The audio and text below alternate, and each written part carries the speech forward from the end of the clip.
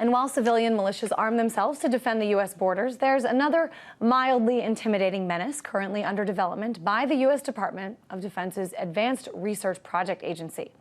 All right, so think back, way back, about 20 years to the days when Robo Cop and the Terminator 2 came out and the human cyborg version of Arnold Schwarzenegger filled the movie screens. A future with robots that seemed so realistic and human-like, but were almost too fantastic to imagine. Well, that distant future might be closer than you would guess. Meet Petmint, a two-legged humanoid robot that can do it all. He can walk upstairs and run on a treadmill faster than most humans can.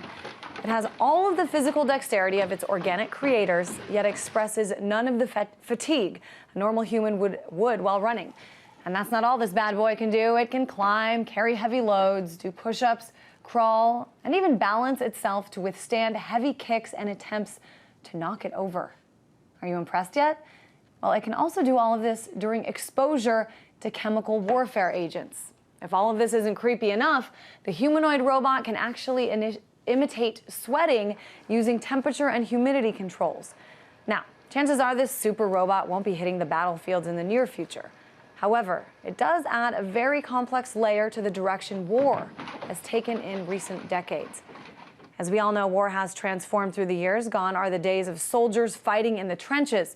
For the past decade, there's been a public debate over the use of unmanned aerial vehicles to kill enemy combatants.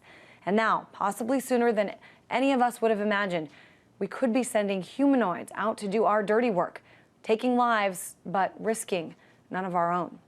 And while I cannot guarantee you how soon or whether this will happen, I can promise you this. When it does, and if it does, there will be a lot of debate, discourse, and even criticism over whether this type of warfare is necessary and why.